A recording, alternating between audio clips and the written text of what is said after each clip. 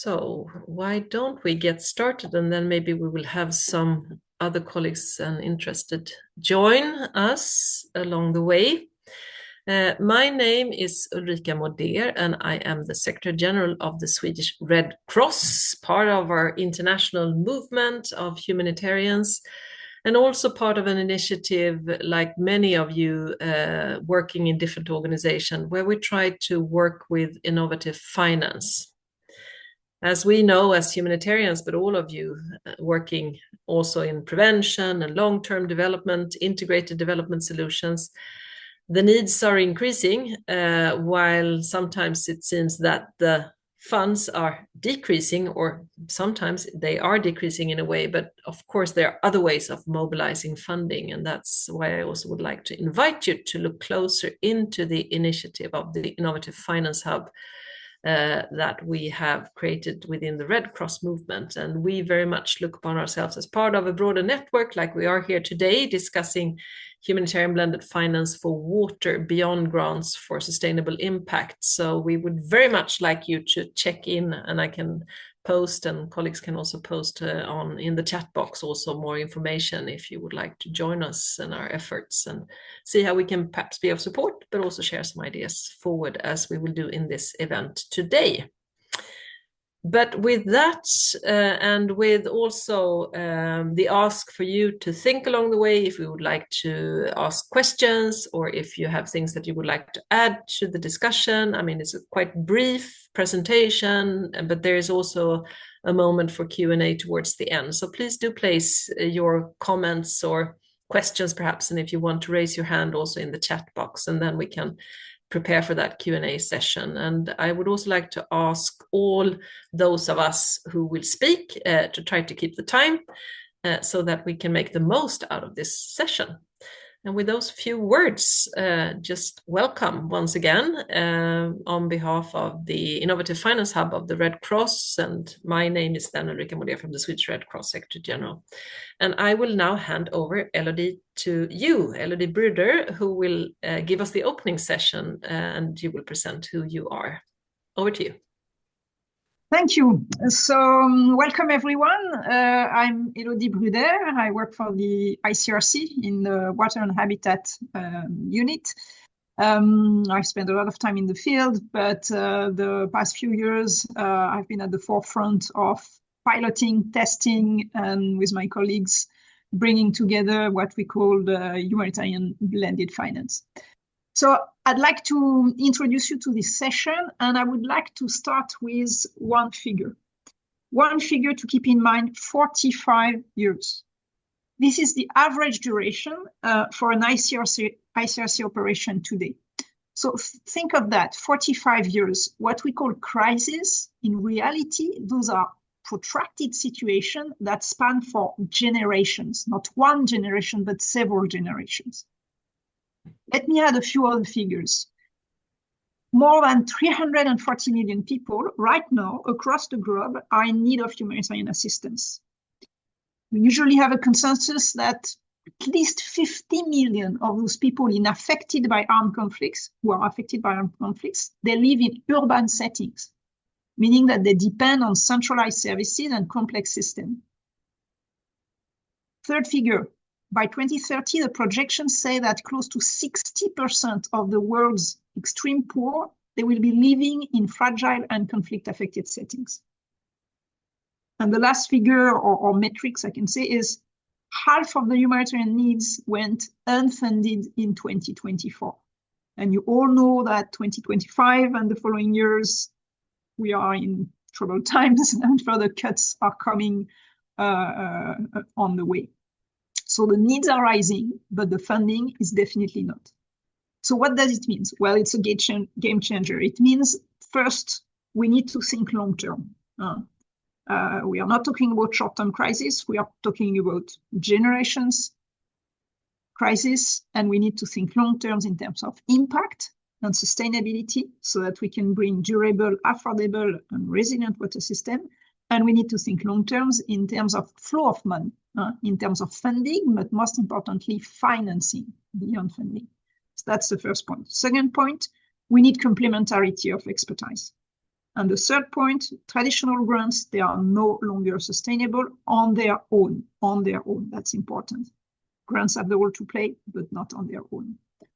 So that is to say, from those three characteristics, long-term, complementarity of expertise, and thinking beyond grants, it means we need to design multi-year solutions which are anchored in partnerships with a diversity of actors and which are sustained by new types of financing mechanism. This is not just a desire, it's absolutely necessary to answer to the situation. So this is about humanitarian actors coming together with development actors, with international finance institutions, but also bringing in the private sector and collaborating with the local actors. This is also about rethinking the role and the added value each actor can play, and particularly the multiple roles that humanitarians can play. We must think beyond just the delivery of aid. We can refocus the grant fund activities to bring projects to what we call a higher level of maturity, to bring those projects to the required level of maturity, which will create the condition and allow other actors, development finance and private investment, to follow. What I'm just talking about as an introduction, it's not the future, actually. This is already the reality for the ICRC and the Water and Habitat Department and many of our long-term partners. We have tested and piloted since several years such innovative partnerships and humanitarian blended finance mechanism.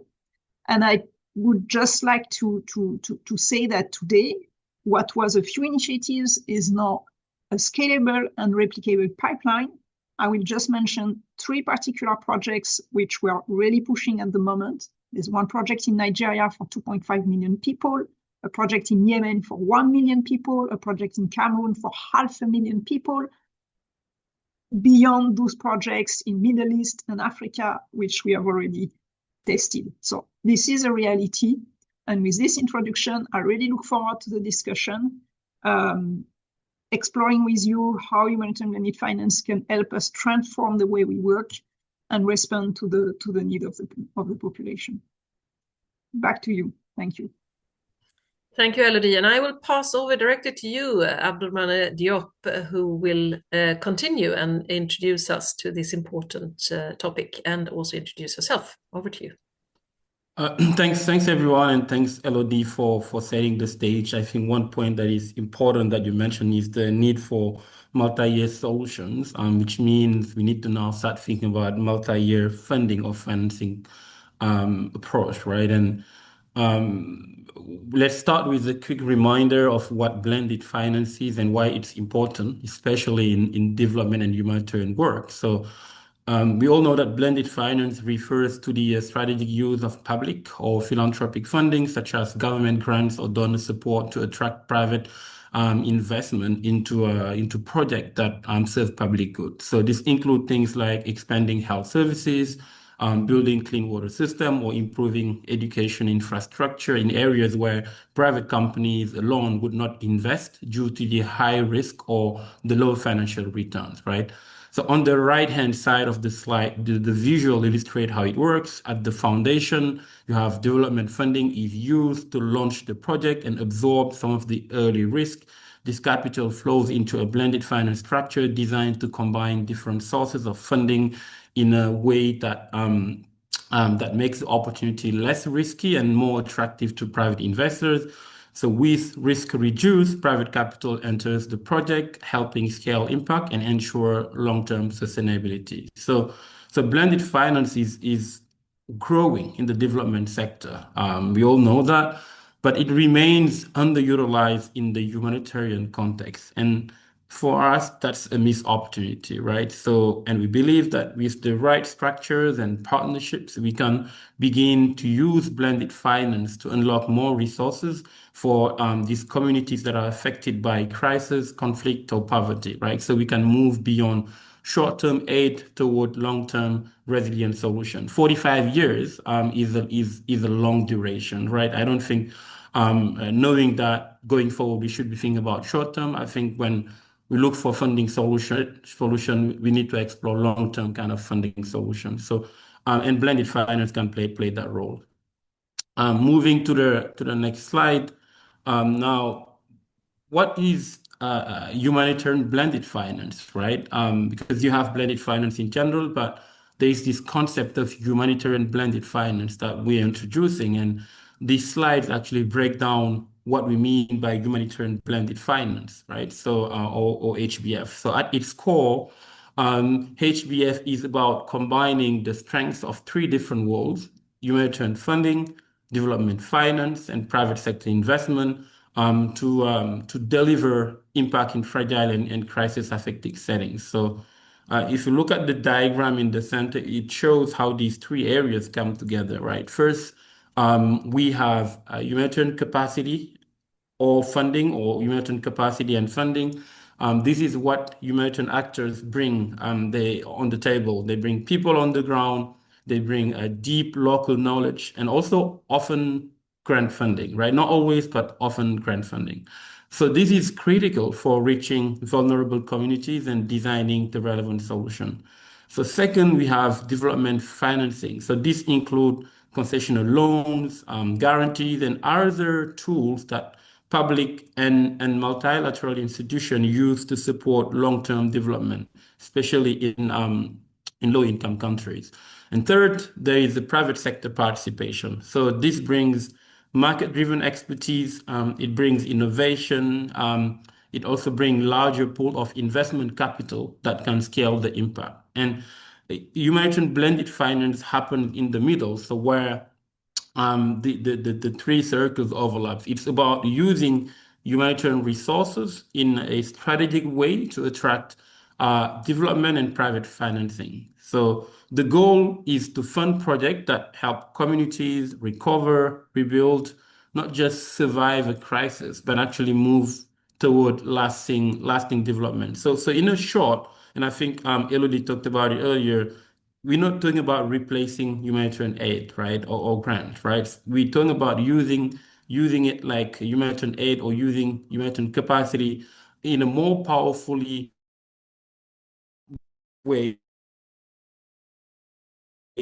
to unlock other resources resilience, right?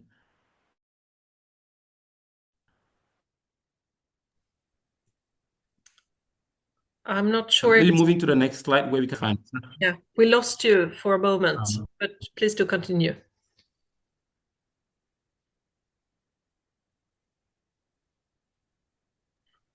Yeah, I think it's lagging. Right. Let's give Abdurrahman a couple of seconds more, because now we don't hear him at all. It's not only on my side, I assume. Right. Chiara, will you confirm that we don't hear him? No, Yeah. we cannot hear him. I reached out to him, so maybe if we want to wrap it up at the end. But Yeah. oh, there he goes. Okay. Can you hear me now? Yes. Yes, please do continue. Okay, so yeah, so I was on the last slide. So as mentioned earlier, the defining features for humanitarian blended finance is the intentional involvement of humanitarian actors in either the design, the structuring, or the implementing of the project. So at the heart of a humanitarian blended finance structure is the blend of commercial, concessional, and grant capitals, right? And grants makes the project viable, concessional finance support early stage risk, and commercial capital helps scale impact. So as shown on the left of the graph, like funding comes from commercial investors, development and impact investors, and grant funders. So now let's look at the four distinct pathways through which humanitarian actors can engage in humanitarian blended finance structures. So these roles are not, just to clarify that.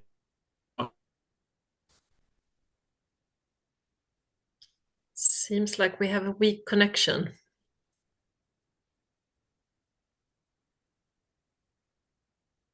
Let's see, Abdurrahman, if we don't hear you. Maybe you don't hear us either. Let's see. Maybe it's better you turn off your camera, Abdurrahman. Try that if you hear us, so you can finalize, or otherwise we'll make the opportunity to come back. Abdurrahman, if you hear us, try it without the camera on.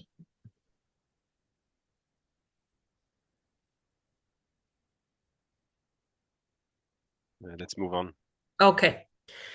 Let's move on then. Well, thank you for those and really moving into the topic with those introductory remarks. I mean, just to once again they say that, as we've heard, humanitarian innovative finance really reflects a range of financing models and approaches to really leverage our capacity and grants then to capitalize on them and to catalyze capacity partnerships and finance from development, public, but also, of course, then private actors. I think we'll hear more about that. And this is the way we work, also developing the models that we have within our innovative finance of the Red Cross movement.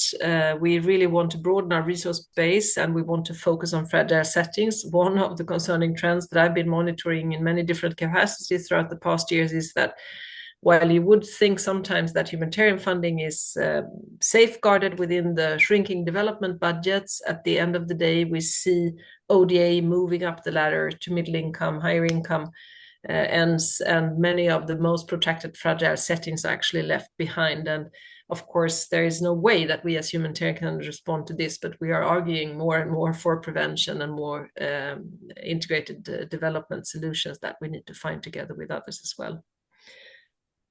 So for innovative finance to be effective, it must, of course, add value beyond the traditional aid.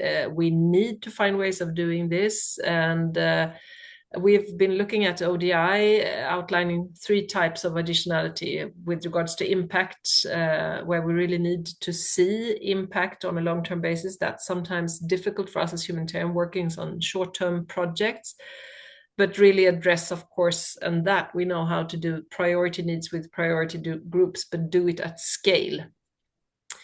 We need to unlock new financing. I think many times and throughout many years we've been speaking about this. This topic is not new, but now we really, really need to find the low-hanging fruits and really speak about clear examples, and we'll hear more about that, how we've been able to do this to leverage more funding. And then, as always, partnerships. We need to do this together, and that's why it's great to have this opportunity together with you today also to see how we can strengthen, not least at the local level, because of course, as the Red Cross movement, we believe truly in the localization, and we know as well when we look at the funds that we have not at all been standing up for the commitments that we made in the Humanitarian Summit way back in member states. So this is why we as a movement engage. We want legitimacy and we want presence. We want to make sure that our long-standing footprint is really more strategically and not least conflict settings and fragile settings. And we need to work with our local networks, with local engagement. Localization is really building from below. And we think we can do this in many ways also as we work with innovative finance. And we need to work alongside with actors like you in this room on flexibility and roles and partnership to be much more effective. We believe that there are things being developed in the development sector, there are things being developed in the humanitarian sector, and we need to find ways of working together. I think without further ado, because this is also one of the really interesting parts, I believe, where also you as participants can also post your questions or comments in the chat box, and that is when we have the opportunity to listen to the panel. And in the segment 1 of the panel, we will hear from François Marcion from ICRC. And I wanted to ask you then, with regards to the water programs that you've led in DRC and other fragile contexts, from your experience, how has this worked out, and what is the unique value of humanitarians bringing these ideas, but also actions into the multi-sector investments. Please share with us. Right. Good afternoon. So my name is François Morillon, and I'm the head of delegation of the ICRC based in Kinshasa. So let me stress, first of all, that humanitarian blended finance or blended finance in fragile setting is not the cause only of humanitarian actors. It has become now, I believe, a moral obligation that we need to empowered and implement with great sense of purpose. And I will explain you why I believe so. And starting perhaps with the definition of what we are trying to address. So such approach, I think, are very much tailored for protracted crisis, as we have seen just before, thanks to Elodie's presentation. And let me perhaps define what we consider as a protracted crisis. A protracted crisis has a dual nature. It is composed of a structural crisis that relates to decades of armed conflicts that has weakened institutions, essential services, and that is bringing huge consequences on population. And that cumulates with the other dimension of the crisis, that is protection, acute protection crisis, like we are going through in DRC, and that relates to the fighting, population being displaced, violation of IHL committed, and all what goes wrong in this kind of environment. And if we look at those situations, 80% of the needs are recurrent, which means that budget after budget, years after years, humanitarian actor tends to repeat their action. And this is a major loss, I think, first of all, for in terms of accountability to affected population, because basically you are keeping them in a link of dependency on your response, rather than taking the time, knowing that the conflict is being prolonged, to come with innovative solution and more impactful and durable solutions. So that's one. But it's also a major loss, if you're not going that direction, of taxpayer investment. Because basically you could bring a durable solution, but you're not considering that, which again, I think is a missed opportunity. And that's where fits partnership with development actors. And this has become even more true with the funding crisis that we face as a humanitarian industry, where, you know, the budget allocated to a humanitarian response could be decreased by 2 already this year, and maybe more coming up. So this means that it is now not only a question of efficiency, of using well our budget of funding. It is a question of moral obligation, because if we do not work together, the situation will simply become unbearable for the population. And as we speak, given the decrease of funding to the humanitarian sector, for example, in DRC, more than ever, essential services has become the first line of defense for the population, not humanitarian actors anymore. So we need to work together if we want to be able to bring a durable solution and find a way around that decrease of funding.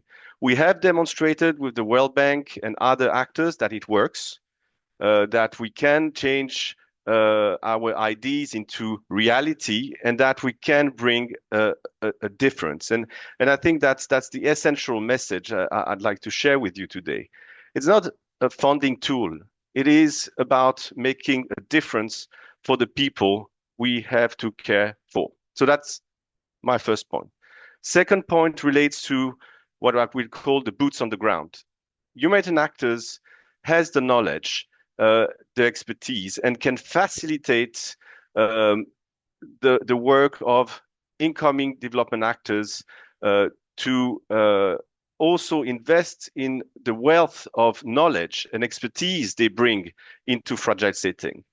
And a point in time, it's Goma during the fighting. I mean, ICRC was able to reestablish the power grid and water system for a city of 2 million because it had the capacity. So it has also a role to play in time of emergency. But we also need to look beyond that and try to make a difference working together. Humanitarian actors can help de-risking the activities of private investor, of development actors, but it can also make a lasting difference. I'd like just to conclude on one point. I was the first time in DRC in 2009, and I always ask myself, had we invested this area at that time, how would look the situation today in Goma? How much saving we would have also done in terms of humanitarian response when there were over 1 million of IDPs in the surrounding of Goma? What difference we could have made for this population had we started earlier. So the message is really, let's invest in this area, make a difference, and act responsibly at a time where resources are lacking and we need to invest on certain synergies. Thank you, Ulrika. Thank you so much, Francois, for making it very clear that it is about the people, it is about the partnerships that we need to create and that we actually have created before, but could we have done things differently and what can we do now when we are in such desperate need to find new ways of working, but also building on the ways that we know have been working. And you mentioned the partnership that you've had as ICRC also with the World Bank. And I think building on best practices, I've said before, is perhaps the best way to believe that we can do things in a different way because we actually have some best practices. So Tatiana Weber from the World Bank, over to you. And from your perspective, what would you describe as the added value of collaboration with humanitarian organizations like ICRC, and how do you think that we can even better contribute from the humanitarian sector and an organization like ICRC to the World Bank strategy in fragile context that you've been working with for some years now? Tatiana, over to you. Thank you very much. Thank you very much, Ulrika. Thank you, Francois. So I'm Senior Operations Officer at the World Bank, working on fragility, conflict, and violence, and based in Kinshasa, Democratic Republic of Congo. So just to give you a sense of where we come from, and as Elodie said at the beginning, poverty is increasingly concentrated in fragile and conflict-affected settings. So really, success in those settings has become mission critical for the World Bank. As you know, our mandate is about reducing poverty. In many cases, and it has not always been the case, partnering with humanitarian organizations like ICRC enables the bank to remain engaged in those situations. We are not necessarily equipped for it. So this is about maintaining development gains in those settings, stemming the erosion of institutional capacity, protecting communities until countries stabilize. So we work, and increasingly so, with third-party implementing partners, and we call them third-party implementing because normally a World Bank finance project, as you know, are implemented by governments. So we worked through and with third parties, increasingly so over the period 2026, 2024. It has been over $13 billion that flew through directly or indirectly through third-party implementing partners. Organizations like ICRC definitely bring neutrality, expertise, a direct implementation model on which we can rely, and substantial field presence, boots on the ground, as Francois said, in areas of armed conflict, forced displacement, and famine situations. So really how to stay engaged and best work with humanitarian partners is a critical topic as we are refreshing our fragility, conflict, and violence strategy to even better tailor our approach and draw lessons learned, hence the importance of this discussion today, whether we are dealing with active conflict, transitional moments, or widespread insecurity. So just to let you know, the strategy is now under refresh, under development, and it's expected to be ready later this year. And one of the key questions that comes up as we move ahead is how to stay true to our development mandate. Operate effectively in active conflict zones, and also prioritize limited funding amid competing needs and even at the bank, constrained resources. So I'll give you a little bit more details later during the panel, but in the case of the Goma West project in Eastern DRC, ICRC's role was really at the famous humanitarian development nexus. So they were working on emergency work, but also preparing a master plan and technical design that could inform grant, concessional, or private investments in the Goma public water supply network. Private investment so far was too ambitious, too risky, but that's where we come in. Concessional finance is what we could mobilize as a development actor, and I speak to it in more details later. Thank you. Thank you so much. And it's interesting, I mean, to hear how all of this can come together also where needed the most, and that you stay engaged, and that there is also a long-term plan for continuing to roll out also the work in fragile settings also on behalf of the bank, but doing that then in partnership. Now we will hear from Alexander Rostami from UNICEF.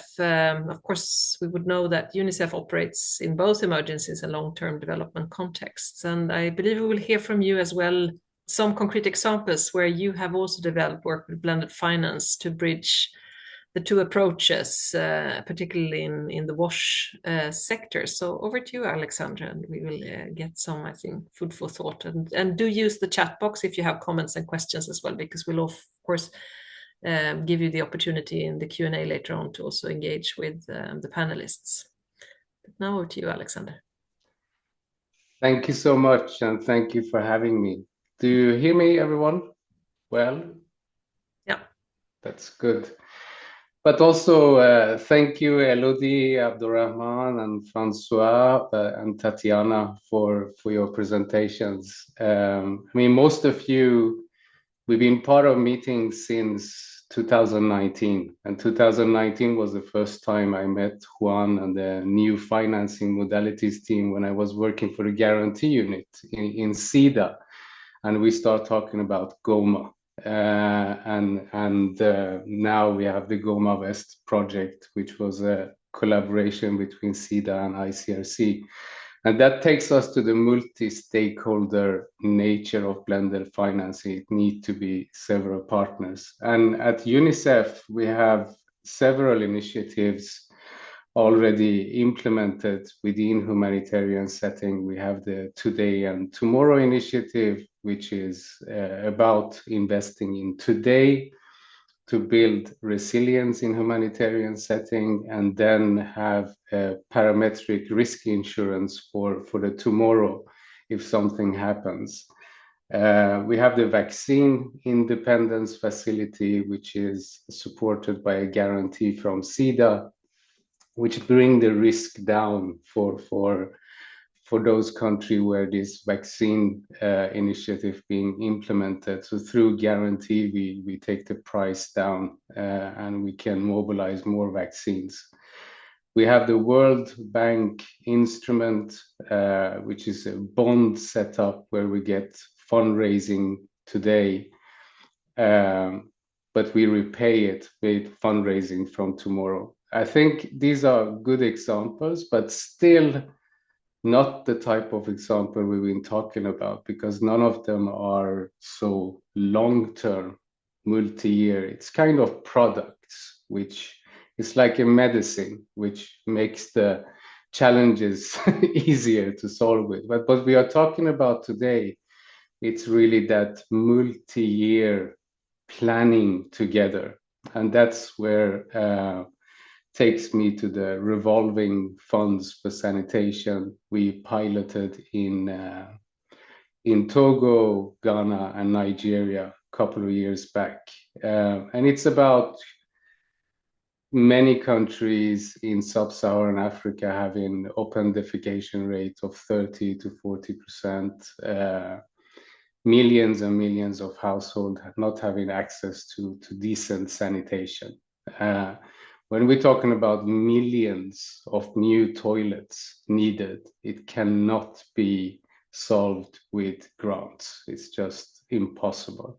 At the same time, we know that 61% of all resources to the wash sector comes from private individuals, from private sector. So how can we do something with that? And that's why we piloted these revolving funds. And now we are really thinking about how do we take this to scale? And instead of rolling out a revolving fund in few villages, we really want to involve the whole country. So it comes to not project implementation, but rather market creation. So creating a healthy sanitation market together. And that's not something UNICEF can do.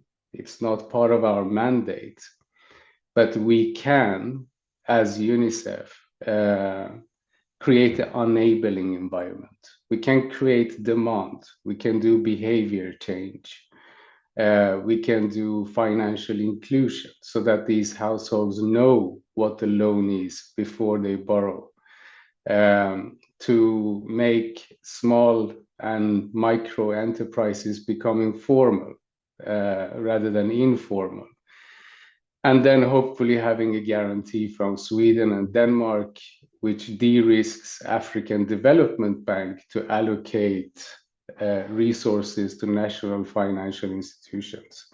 So really, UNICEF will then not have any role to play in the financing side. And I think that's one of the big lessons of innovative financing since 2015 when it was launched, because the deficit in resources have been a known factor since long time. We will not reach the SDGs just with ODA. So it's not something new, but what's new is that all of us development actors initially was thought that we're going to become mini banks, mini private sectors.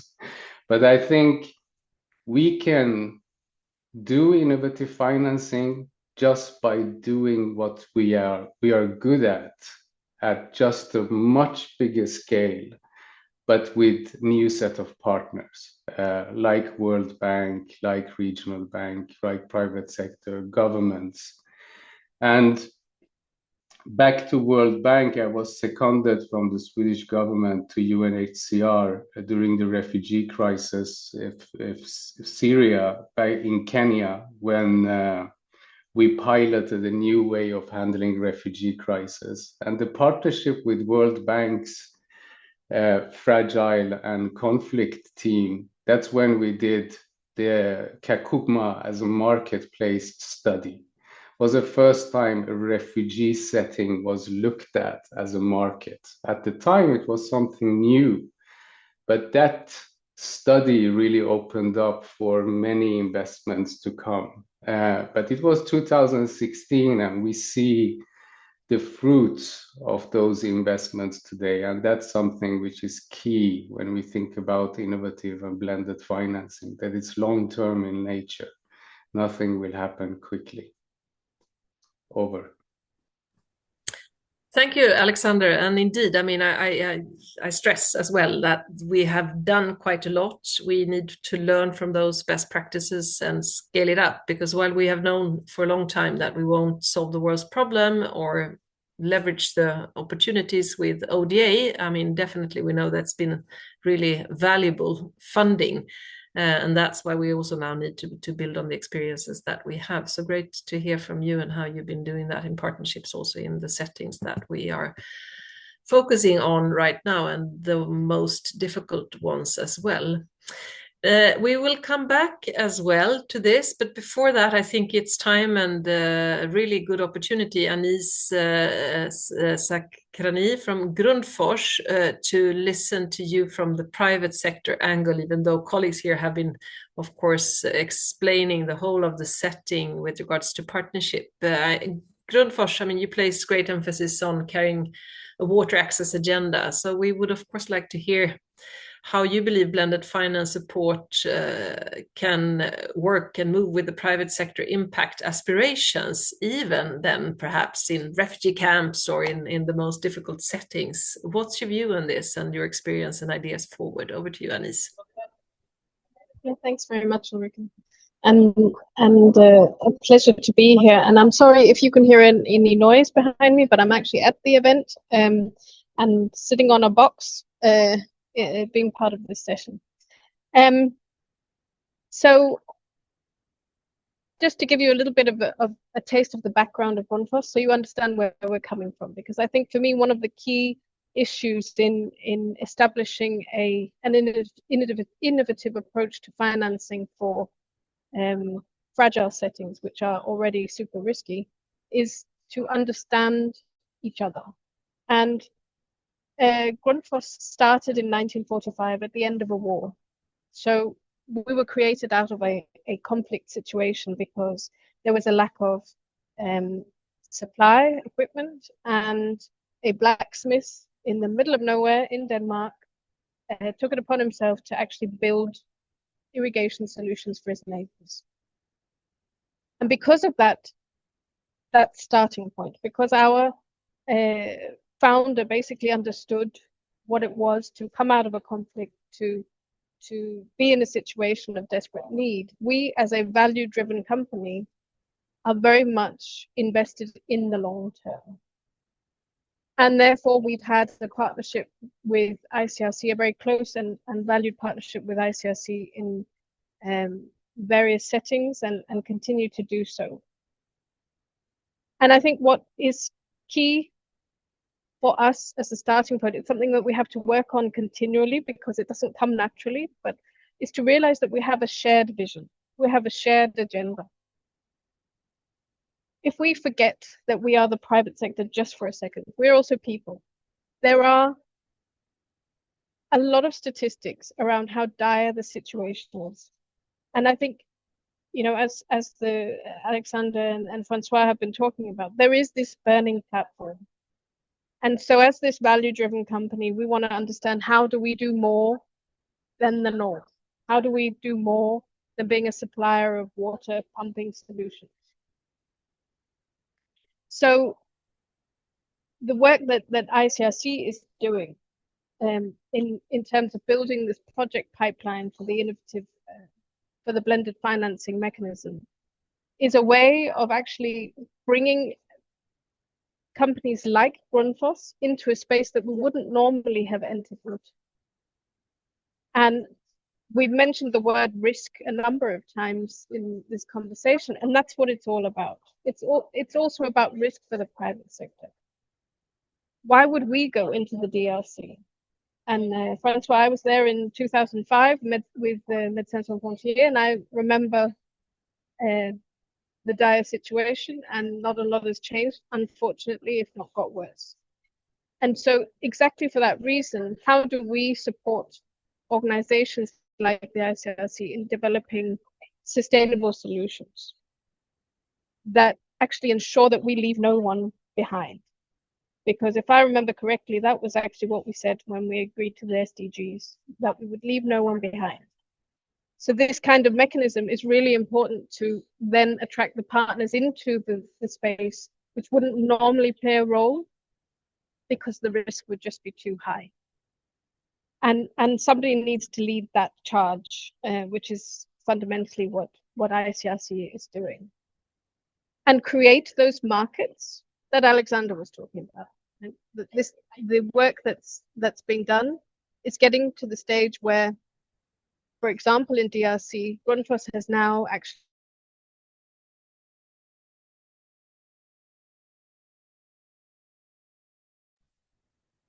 Now I believe we lost Anise. hired somebody locally to ensure that we can capabilities and we can be at the ready to deliver.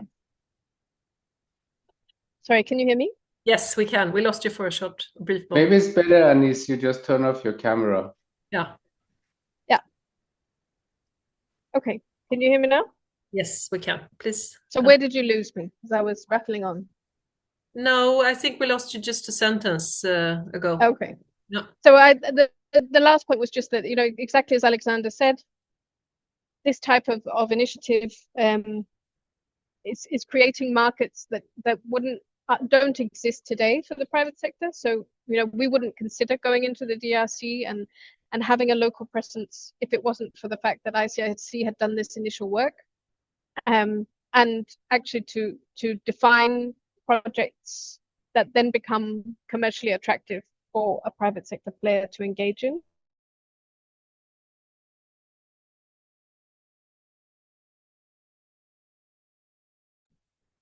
Now we lost you again, Anise. Still in a risky setting, but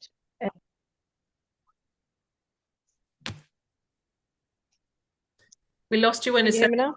Yeah, and then we lost you. Yeah. And I think I was done, more or less. Thank you so much. Very promising and great to have you as well, to really also listen into the experience also from a private sector perspective. And of course, Grundfos having worked for decades and decades in many of these contexts. And sometimes they are too difficult, as you say, but with partnerships, it's actually possible to do. And also perhaps believe that there is a market also beyond the immediate conflict, even though it's protracted.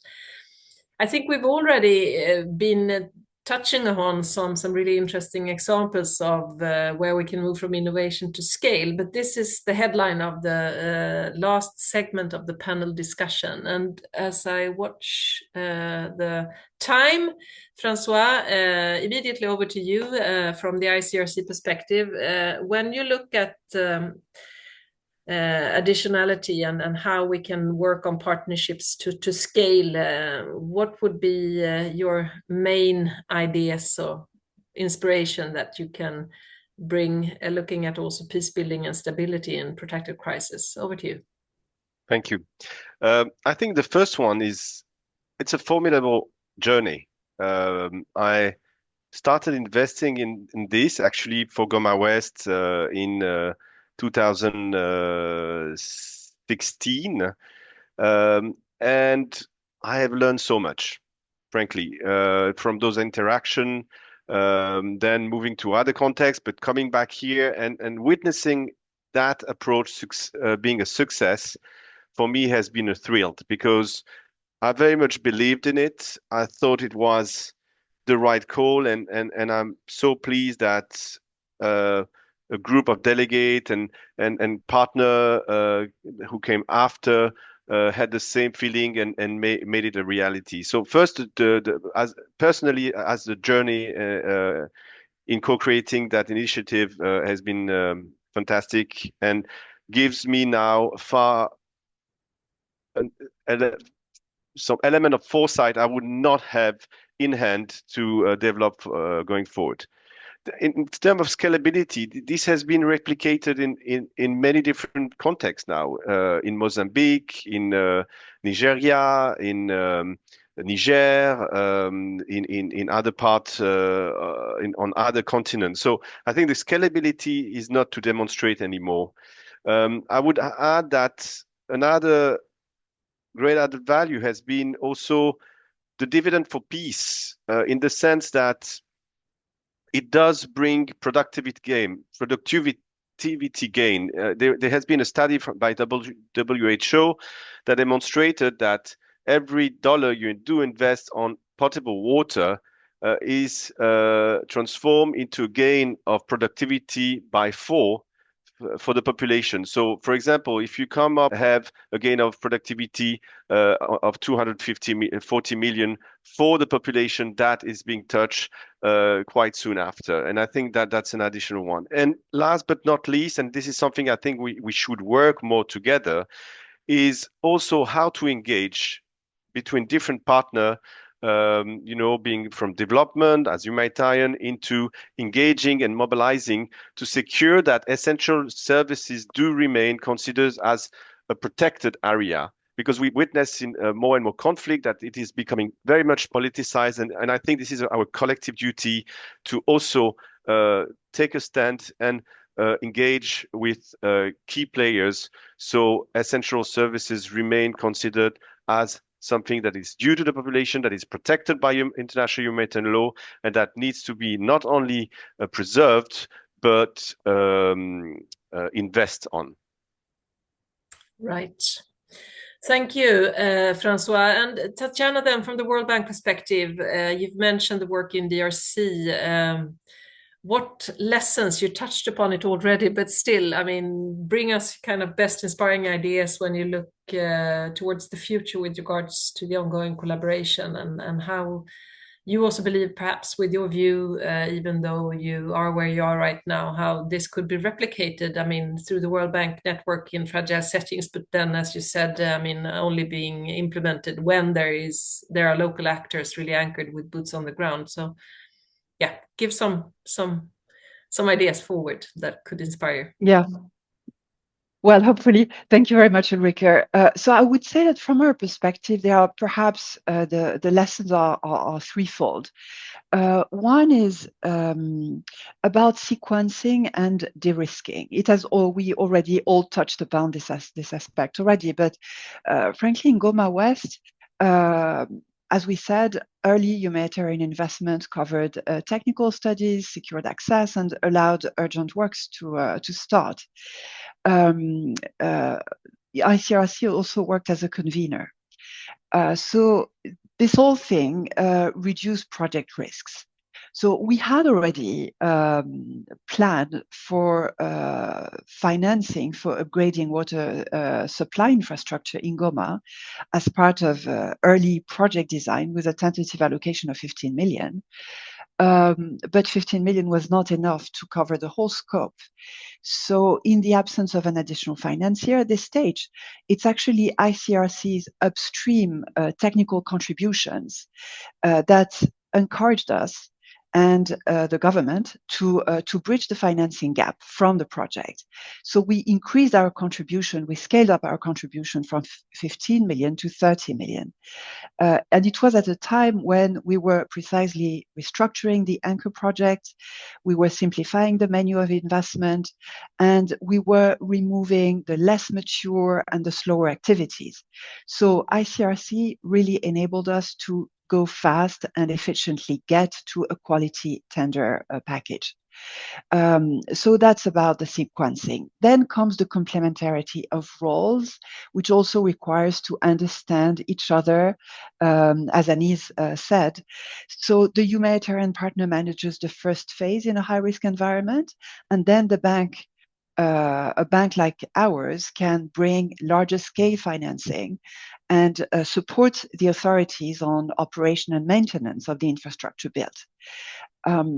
So in fact, the second phase is now on pause in Goma because, we were about to launch the procurement process when the M23 captured, the armed group M23 captured the city of Goma, and things are now a little bit uncertain.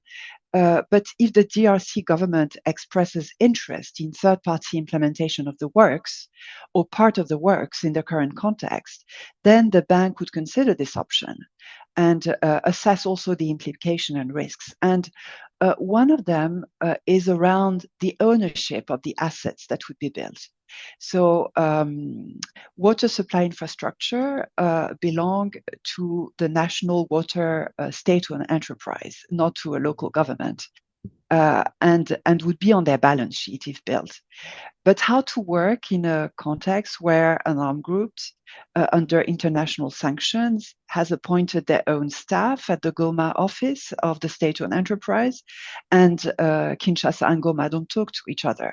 So those are the type of tricky questions that arise from infrastructure investments under de facto authorities, and those are really legal issues that we can work out together too. And then the final point is really to go from pilot to pipeline on this type of investment as part of a bigger approach of. You probably heard the World Bank president talking about going from retail to wholesale, which is at the center of the bank approach. So once an approach, the type of what we are doing in Goma together, once an approach is proven technically and socially, then it can be integrated into a country program, and it can be adapted to other contexts. We try to do a lot of internal learning within the World Bank through our Fragility, Conflict and Violence group. So, and this will be a core direction of the SCV strategy refresh. Let me stop here. Thank you. And we lost now. Alexandra had to go back to one of the main sessions, I believe. But still, I think reminding ourselves that he also mentioned what you touched upon now, the importance of the enabling environment. And of course, it's tricky to build an enabling environment when you have de facto authorities and perhaps even sanctions and so on. How can we then do that? But we will, and time is really running, so also being aware of some of the questions, but I do believe that we've covered them also with some of my questions. But Anis, back to you as well, when we speak about ecosystem conditions, policy, finance, market, to scale private investment in fragile water markets. I mean, would you like to add some ideas to what you've already lined out in your initial? Yeah, I mean, I think very quickly, because I know we're short of time. I think policy and is super important, and is something that actually creates the enabling environment for trust, which is the basis of any kind of partnership between public and private. But I think there are some key elements which need to be added to that, and that's really, and I could see in the chat some of the mention of it, the capabilities locally to be able to choose the right solutions, to engage in a dialogue with the providers of solutions that can mean that they choose what's relevant. I think the other thing that we need to be clear on is that the technology solutions are out there, but actually we have, for example, developed a new flow meter solution that would be very relevant in these types of contexts, on the basis of the feedback we get from partners like ICRC. So there is potential to create innovative solutions, not just in terms of financing, but also how the financing, so this is a prepaid solution, how we can actually use our technology to support the financial model. And I would lastly like to say one thing, and that is that we could do more as the private sector if the procurement systems allowed for it. Right now, they don't, because if we were to get involved in investing, we would be excluded from actually participating in delivery and implementation. So for me, the key thing is, how do we solve that? Because we would potentially be part of the solution in a much bigger way if that was solved.